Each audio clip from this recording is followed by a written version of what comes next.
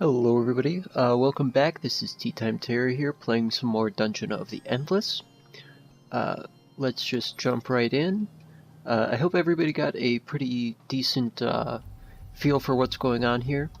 I think we're going to run with the same two again, just to actually maybe get into it, maybe show that I'm not as bad at this game as it looked that last time around. I just got kind of distracted and ended up being greedy because of it, just due to trying to explain all of the mechanics of the game.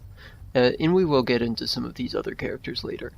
Probably next run, if this doesn't go well. I do have a few favorites, so we will get there. Max O'Kane is actually one of my favorites. He tends to work out pretty well for me.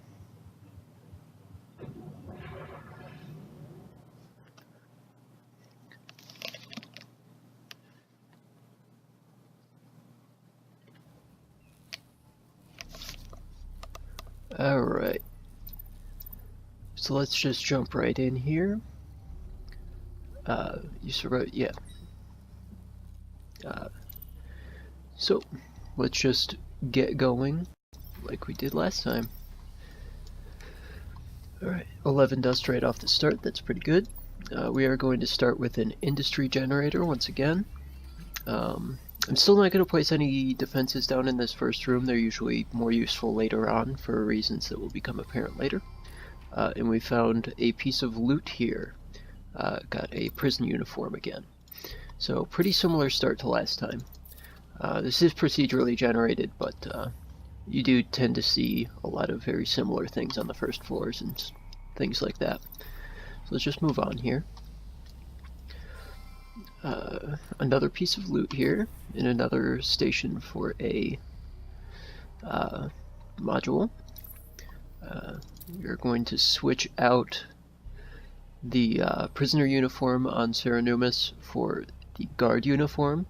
It's going to give her an extra 100 max HP and 6 defense at the cost of 1 speed, which she has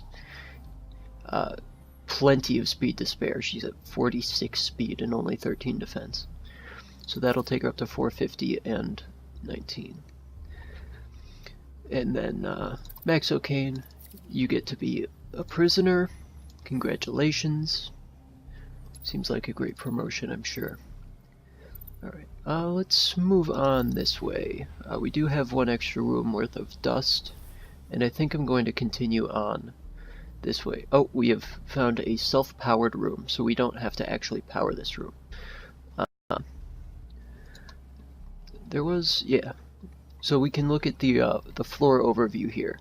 So like, all of the rooms that you power have to be consecutive. So if I were to depower this room, these two would lose power. Everything has to be connected to your crystal to be powered. So we're going to turn those back on, but we do not actually have to power this room. This room will stay powered by itself. That does not let us like continue on from here. It does still have to be connected to our crystal, but saves us 10 dust. Might as well have just been a room that contained that 10 dust. Speaking of, room that contained 10 dust. And we've got a crystal in here, so let's see what they've got. Science Creator 2, Dust Field Gen 1. So that will increase the defense of our heroes in the room about 30%. We've got a Cell Blaster. Due to poorly optimized code, this module's grenades damage everyone. So it's another offensive alternative to the prisoner prod, but it damages everyone in the room. Let's see what else we had there. Bioorganic transference. So each kill heals up to 100 HP based on killed monster power, distributed to heroes in the room. That's not going to be too valuable on this first floor. Things like that can tend to be relevant later on, just because the strategy kind of changes on later floors due to you having the option of just kind of like hunkering down into a room. And that's not really a common strategy on these first few floors. Because like what we could do is set up a bunch of defenses in, say, this room, and just every time we open a door, just run back to it and hunker down there. But since we have to actually transport the crystal, I don't think that's super viable on the earlier floors. Or you don't necessarily have the resources to do so on the earlier floors.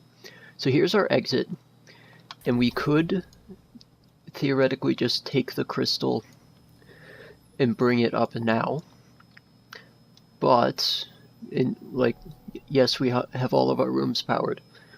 But the problem with that is that when we take the crystal, all of the rooms that are left are going to open, and pretty much all of them are going to contain enemies. So I think for sure this means we can set up some prisoner prods in this room. Just going to fill that room with prisoner prods. And that's going to allow us to have kind of a defensive point here, because carrying the crystal is quite slow. But we will be able to be set up there. Beyond that, I think we're going to try to open up pretty much as many of these remaining rooms as possible, especially since we have spare dust right now. We can afford to open up some more rooms.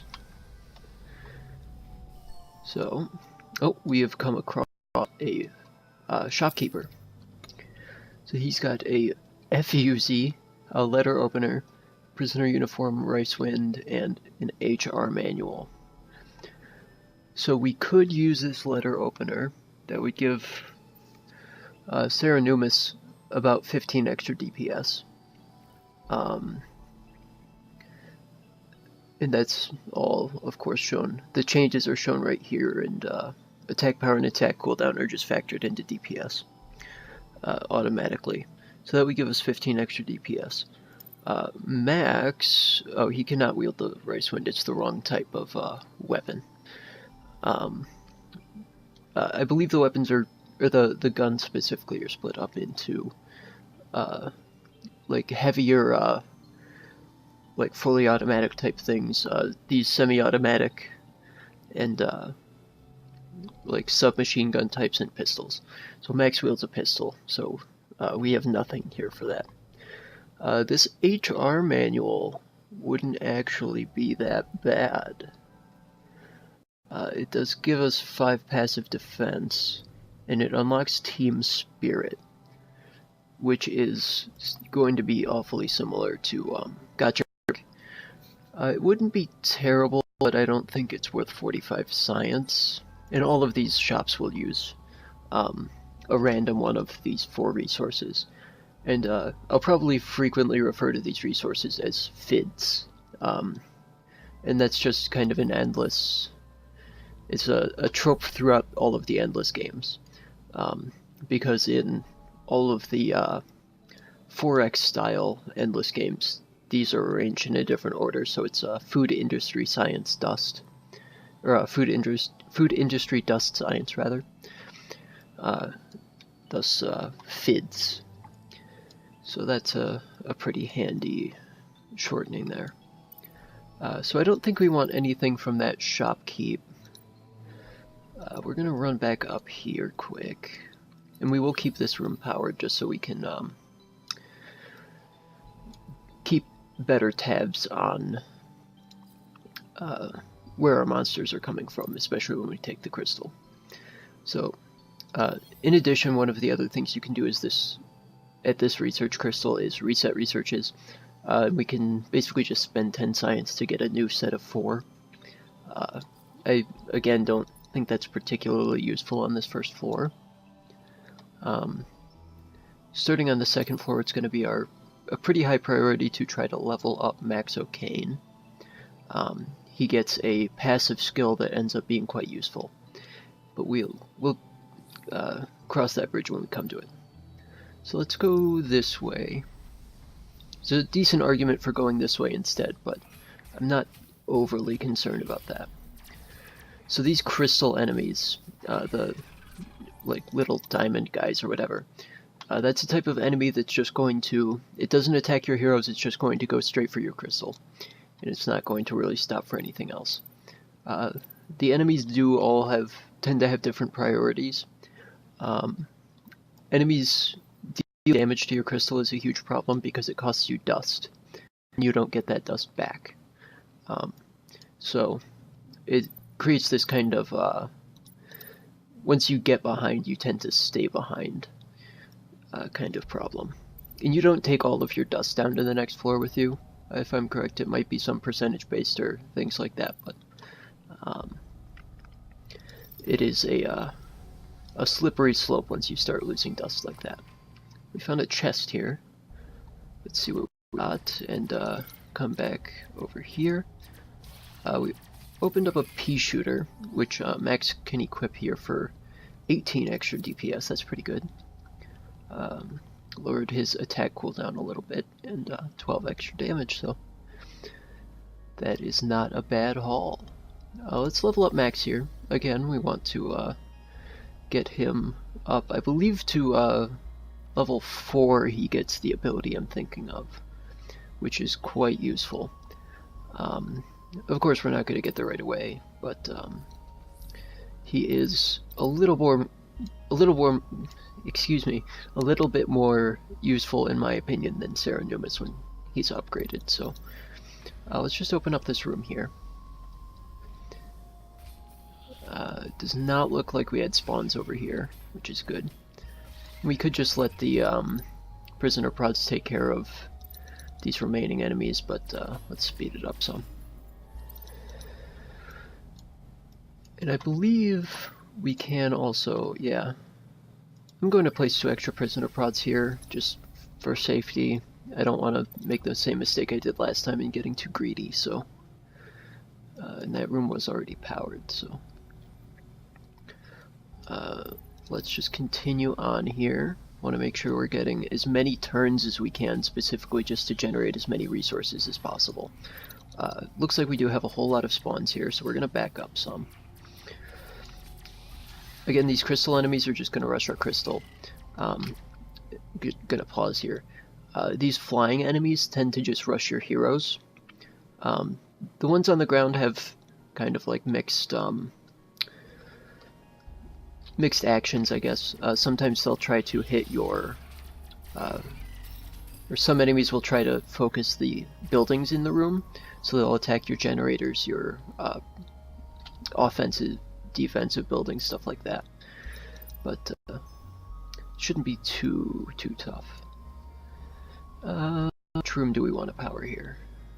I think we want to power this one right now just to make our retreat a little easier, so we can get back to this room if we need to. And I think this time around, because Serenumous is of course a fast runner and we can activate Runaway, and she can't activate that when she's carrying a crystal anyway, so we might as well use it. So I'm going to just leave Max O'Kane there and open up this door with Sarah, so if we need to back up, and that's our last floor, and we got some random science out of it. So Sarah's going to back up here and just make sure that we come out of this okay, and it looks like we will.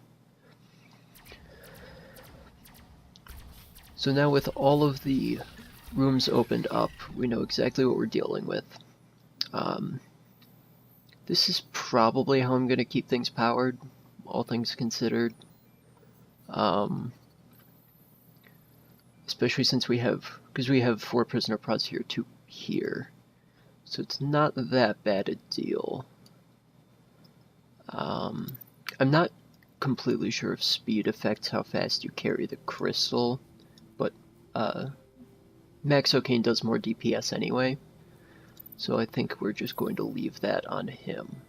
And I could be really risky here and upgrade him now.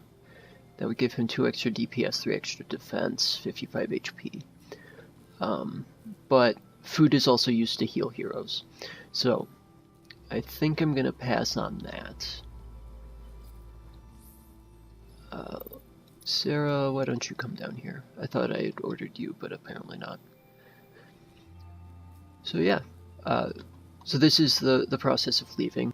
Normally, if you hadn't opened up any doors yet, they would be opening now, but we should be pretty okay here. Max should be able to hold things off in this room, along with those prisoner prods there. So if anything spawns from here, and above there, should be pretty well defended, and then it's just a quick skip over to the right beyond that. So we'll just head right over here and exit. And that's the first floor done. Again, a lot smoother than the last episode.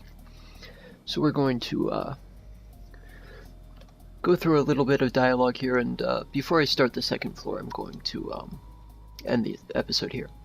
So Sarah Numa says, you know, if there were 4 of us, we could sing some great quartet stuff. And that's it.